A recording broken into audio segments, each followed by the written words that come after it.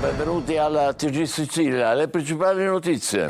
Palermo, nella notte moto contro il guardrail, impatto violentissimo, morti 2 giovani. Domenico aveva 22 anni, Antonio proprio ieri ne aveva compiuti 27. Sicurezza a Catania, la invocano anche gli agenti, dura protesta del sindacato di polizia SIAP oggi in prefettura. Mancano mezzi e uomini, insistono, non sono solo i parcheggiatori abusivi il problema in una città dove la mafia spara e con droga e estorsioni controlla interi quartieri. Aurora Maniscalco non si è suicidata, ne sono convinti anche gli avvocati della famiglia dell'hostess palermitana caduta dal balcone a Vienna. Smontate testimonianze e rapporto della polizia austriaca. Lampedusa, ancora morti, il cadavere di un bengalese trovato su un barcone, soccorso da guardia costiera e finanzieri. Si cerca un disperso, 650 i migranti sull'isola dopo gli ultimi sbarchi. A Messina scoperta una mega truffa, cantieri fantasma incassavano il bonus del 110%, sequestrati beni per oltre 1.600.000 euro, denunciate 11 persone. Catania, doppio emozionante esame per Laura nello studio del ginecologo, supera la prova per insegnante di sostegno e subito dopo nella stessa struttura dà alla luce un bimbo. Stanno bene il piccolo Raffaele e la mamma promossa 2 volte. Musica, Favara ha accolto Orietta Berti per i festeggiamenti di San Giuseppe, la cantante emiliana con oltre 60 anni di carriera, applaudita in piazza Cavour nel concerto La mia vita è un film. Il calciomercato ha chiuso i battenti, il Catania ne esce con un organico importante in grado di lottare per la promozione diretta. Il Trapani ha fatto una rivoluzione, ben 20 acquisti. Il Siracusa completa l'ultimo giorno con 3 innesti.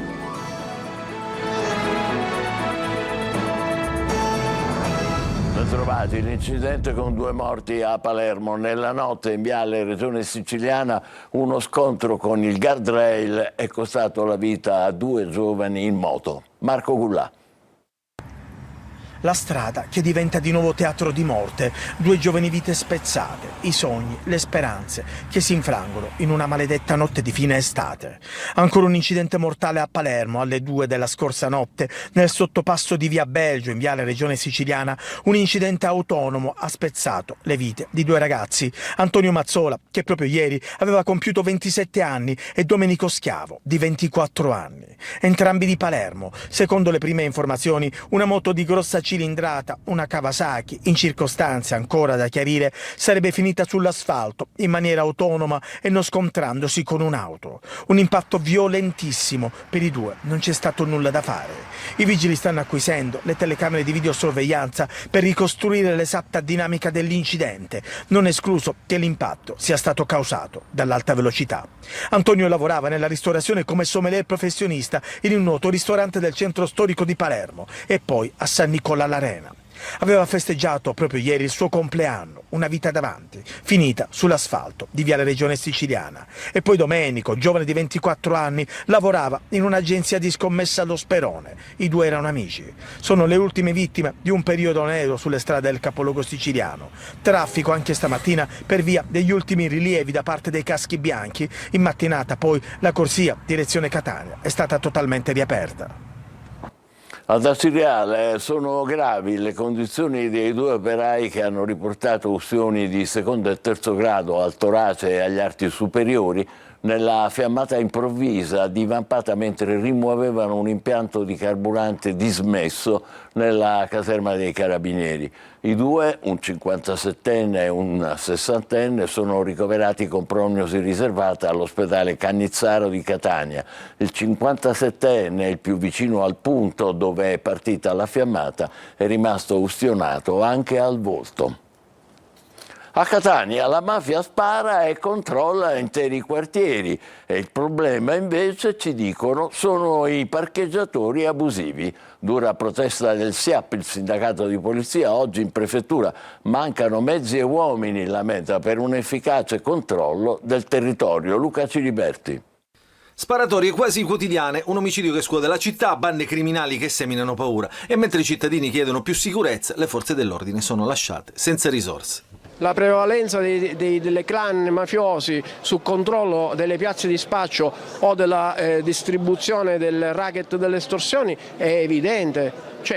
Non è che stiamo raccontando barzellette, questa è insicurezza. Poi il posteggiatore abusivo vedremo, metteremo un vigile urbano come deterrente. Secondo il SIAP, sindacato di polizia, che oggi è stato ricevuto in prefettura, mancano oltre 500 poliziotti in provincia di Catania e un piano di controllo del territorio aggiornato. Gli agenti sono costretti a turni massacranti e ad operare con mezzi vecchi e dotazioni insufficienti. Però il problema maggiore è il piano di coordinamento del territorio. Abbiamo un piano di coordinamento che nasce nel 2008, quando le forze di polizia e carabinieri erano sufficienti per poterlo eseguire. Oggi non lo sono più.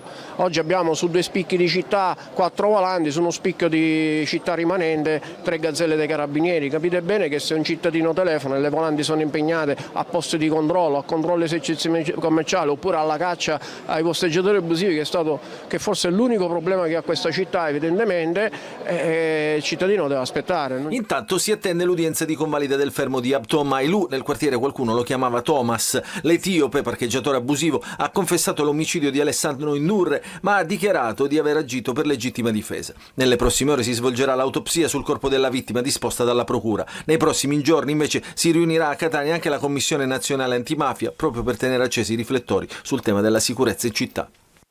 E intanto a Messina e a Catania i carabinieri sequestrano armi e droga nascosta pure nei bidoni dove si conservano i capperi. La lotta per il controllo delle piazze di spaccio, come abbiamo sentito, è all'origine degli scontri tra gruppi mafiosi che spaventano e rendono insicure le città. Francesco Triolo. Armi e droga all'interno di un garage di via Antonio Cagnoni è la scoperta che i carabinieri del nucleo operativo della compagnia di Piazza Dante hanno fatto seguendo gli indizi che portavano ad un 62enne di Catania già noto alle forze dell'ordine e arrestato per detenzione illegale di arma da fuoco clandestina e sostanze stupefacenti. L'indagine, all'interno di un ampio controllo del territorio per rintracciare armi clandestine, ed i militari avevano maturato dei sospetti pesanti sull'uomo, così lo hanno pedinato sino al garage, che era un vero e proprio deposito per lo stoccaggio e il confezionamento delle dosi di droga. All'interno di bidoni di plastica normalmente usati per il trasporto di capperi erano infatti custoditi oltre 30 kg di marijuana, già suddivisi in più di 30 buste da circa 1 chilo ciascuna, pronte per l'immissione sul mercato. Durante la perquisizione i militari hanno anche ritrovato una pistola semiautomatica calibro 9 con matricola brasa, caricatore inserito e colpi in canna. Accanto all'arma erano nascosti 2 silenziatori e 21 cartucce calibro 380. Le stime degli investigatori: la droga sequestrata, se immessa sul mercato al dettaglio, avrebbe fruttato oltre 300.000 euro. Grosso sequestro di droga anche a Messina. Sullo stretto i carabinieri del nucleo radiomobile, durante un controllo agli imbarcaderi in un'auto sbarcata da un traghetto proveniente da Villa San Giovanni, hanno trovato 2 kg di hashish suddivisi in 20 panetti e un altro involucro con oltre 500 grammi di cocaina. Arrestato un 25enne per spaccio di droga. Dagli accertamenti effettuati, dal quantitativo sequestrato, sarebbe stato possibile ricavare migliaia di dosi da vendere sulle piazze di spaccio della città.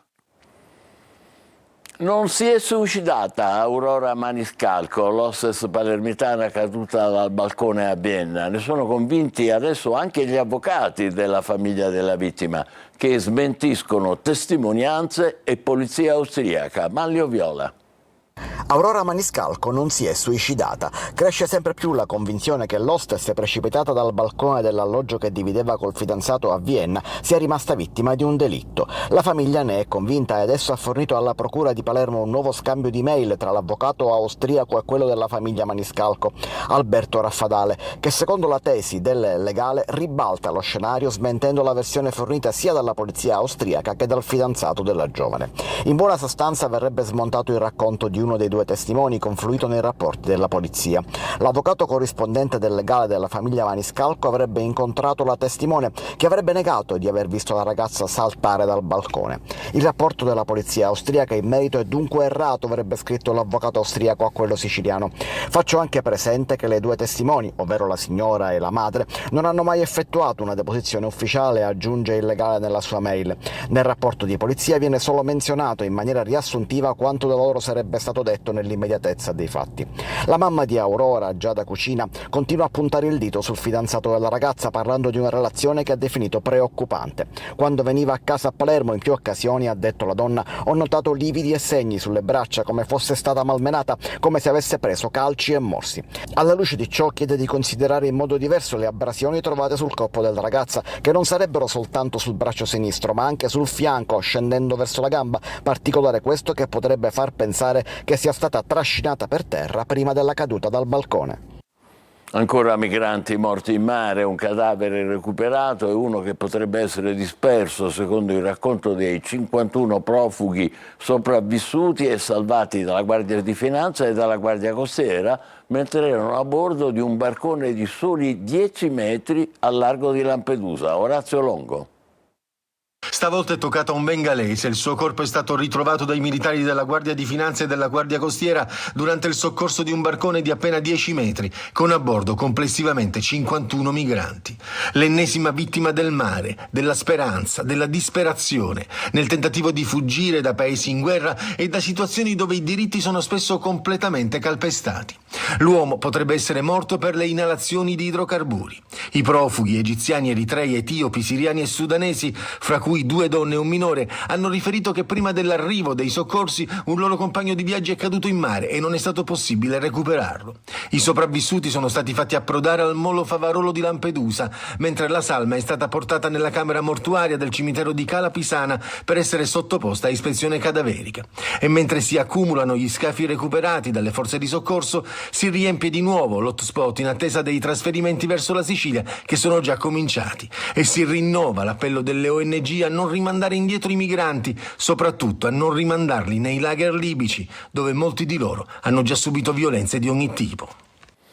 Intanto il prefetto di Trapani ha notificato al comandante e all'armatore della nave Mediterranea 60 giorni di fermo e una multa per 10.000 euro. È uno dei più pesanti provvedimenti in applicazione del decreto Piantedosi, dice la ONG, cioè, questo è il loro commento, la nave in catena per 2 mesi. La Mediterranea, ricorderete, era stata fermata per aver fatto sbarcare a Trapani lo scorso 23 agosto 10 naufraghi a cui invece era stato assegnato il porto di Genova. A Messina scoperta una mega truffa con cantieri fantasma che incassavano il bonus del 110%. Denunciate 11 persone, sequestrati beni per oltre 1.600.000 euro. Francesco Triolo. Una maxi truffa da 1.600.000 euro è stata scoperta dalla Guardia di Finanza di Messina al termine di un'indagine nei confronti di un gruppo criminale che operava sui Nebrodi e che risultava beneficiario di ingenti crediti di imposta inesistenti connessi al super bonus 110%. La Procura di Patti, che ha coordinato le indagini, ha denunciato 11 persone per il reato di truffa aggravata, autoriciclaggio ed emissione ed utilizzo di fatture false. I crediti di imposta fittizi sono stati generati grazie anche alla complicità di professionisti intervenuti come asseveratori che hanno falsamente attestato la regolare esecuzione di lavori edili. Dai riscontri contabili, l'analisi dei rapporti economici e finanziari tra i principali soggetti coinvolti e le verifiche fiscali si è appurato come attraverso l'uso di fatture per operazioni inesistenti e di asseverazioni non veritiere sia stato certificato il sostenimento di costi per lavori di riduzione del rischio sismico, il sisma bonus 110% e l'efficientamento energetico, l'eco bonus 110%, in realtà mai eseguiti su 3 immobili di pregio nei comuni di Mistretta e Tusa. Parte dei crediti d'imposta sono stati poi monetizzati dietro corrispettivo grazie alle successive cessioni a società terze. Catania, il giorno dell'esame coincide con quello del parto e allora i professori della commissione si trasferiscono in corsia per permettere a Laura, la neomamma, di sostenere la prova e non perdere la sessione. Stanno bene il piccolo Raffaele e la mamma, promossa 2 volte. Desiree Ferrito. Un turbinio di emozioni, a parte insomma la nascita di mio figlio, che è stato un parto abbastanza complicato, e poi riuscire a fare l'esame è stato, non me l'aspettavo, ecco. Doppio esame per Laura, il primo per la sua professione, il secondo forse il più importante della sua vita. La 33enne avrebbe dovuto sostenere la prova concorsuale per l'accesso al corso di specializzazione per insegnanti di sostegno, lo stesso giorno in cui era previsto il suo parto. Non avrei mai potuto recarmi a fare la prova, ecco, direttamente lì all'università. Per cui tra un dolore e l'altro e insomma un pianto e l'altro avevo rinunciato. E quindi l'Ateneo, o meglio 3 docenti dell'Università Core, hanno raggiunto lei all'ospedale San Marco di Catania, che grazie a uno speciale decreto rilasciato dal rettore dell'Università Paolo Scollo si è adoperato immediatamente per gestire l'emergenza, e così lo stesso giorno Laura ha svolto l'esame e poi ha partorito. È stata proprio una parità realizzata stavolta, non soltanto a parole ma con i fatti, e quindi questo è importante per tutte le donne che si trovano ovviamente in questi panni. Ecco. L'esame, sostenuto nello studio del primario di ginecologia del San Marco di Catania, Nino Rapisarda, è stato brillantemente superato da Laura, sotto gli occhi emozionati di tutto il personale medico, che si è poi successivamente adoperato per sostenere Laura per un'altra prova, la nascita del suo piccolo Raffaele, che sta bene e che un giorno sarà orgoglioso della sua mamma, a cui abbiamo chiesto se è stato più difficile sostenere l'esame o partorire, anche se la risposta è abbastanza scontata. Molto più difficile partorire, sì. Complimenti alla mamma e benvenuto Raffaele. Altre notizie. Sta per concludersi l'eruzione che per giorni ha dato spettacolo e ha attratto tanti turisti sull'Etna. Come vedete da queste immagini girate stamattina da un elicottero di Etna Way, la colata che si era aperta nella frattura più alta, a quota 3002, si è fermata sotto la bocca da cui si erano sprigionate fontane di lava. La fase stromboliana e i flussi lavici sono decisamente in fase di stanca, come il tremore vulcanico che segnala l'intensità dei fenomeni e che ormai è crollato. L'Etna resta comunque un vulcano imprevedibile, caratterizzato da ribassi e rialzi improvvisi. Ed è già tempo intanto di bilanci di fine vacanza. A Siracusa in particolare il caro prezzi esaspera i residenti e allontana i turisti. Francesco Aloi. Ci sono stati anni in cui si stava veramente bene, adesso per noi residenti è diventato impossibile resistere. Il caro prezzi esaspera i residenti e allontana i turisti. A dimostrarlo sono le presenze, in calo rispetto al passato. Aumenti che, come ci dicono i residenti, a Ortigia diventano più evidenti. Allora, diciamo che i prezzi stanno livellando rispetto al restante della Sicilia. Sulle spese alimentari, caffè, pasta, farina, le cose di prima necessità. Sicuramente i prezzi sono orientati a quelli di turismo. Diversi gli scontrini pazzi che in questi mesi hanno fatto il giro dei social. Chi lavora nel settore della ristorazione risponde così. Ma non è che siano tanto esorbitanti i prezzi. Ad esempio granita con brioche, quanto costa? Granita con brioche costa 5 euro qua, ma siamo di fronte a Piazza Duomo. Che personalmente ho comprato un cannolo 2,50 in un paesino, con tutto rispetto, ma io il mio cannolo qua lo vendo 2,50 con un affitto molto ma molto più caro perché siamo a Ortigia. Facendo un giro tra i locali però non troviamo prezzi esagerati. Credo che sia un po' sulla norma rispetto ai prezzi nazionali. Non mi sembra, anzi alcune cose avevano un buon prezzo rispetto a quello che si vede in giro. Eppure, secondo il comitato dei residenti, il caro prezzi a Ortigia c'è. Un bar e un altro all'interno di Ortigia ci sono differenze di prezzo che non capiamo, sino al 70% in più a parità di prodotto e di esercizio. E intanto il centro storico è sempre più invivibile, tra caos, parcheggi e pochi controlli. Musica. Favara ha accolto Orietta Berti per i festeggiamenti di San Giuseppe. La cantante emiliana con oltre 60 anni di carriera ha incantato Piazza Cavour con il concerto La mia vita è un film. Davide Sardo. Cosa mai ci sarà dietro un grande amore? Una piazza gremita, un pubblico in visibilio. Favara ha accolto una delle voci più amate della musica italiana, Orietta Berti.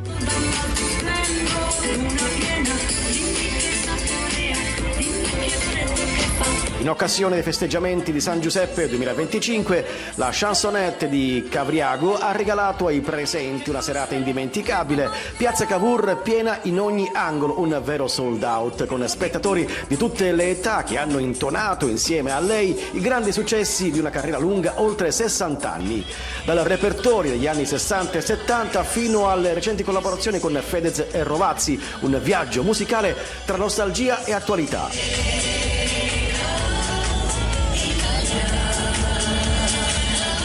Con il concerto La mia vita è un film, Orietta Berti ha emozionato, divertito e conquistato ancora una volta tutti. Un entusiasmo travolgente che conferma il suo legame eterno con la musica e con il suo pubblico. So quello che vorrei. E adesso un appello, un ragazzino di 11 anni, Angelo, che vedrete, eccolo qua in questa foto, è scomparso da casa nella zona di Picanello a Catania. Non si hanno sue notizie dalle 7 di ieri sera. Indossava pantaloncini blu e, come a differenza di questa foto, una maglietta bianca e scarpette da tennis bianche con le strisce blu. La mamma, che è originaria delle Mauritius, chiede a chiunque avesse notizia di contattare il 112. È il momento della nostra pausa, tra poco per il calcio, il bilancio delle operazioni di mercato delle siciliane DC a chiusura della sessione estiva. State con noi, vi aspetto.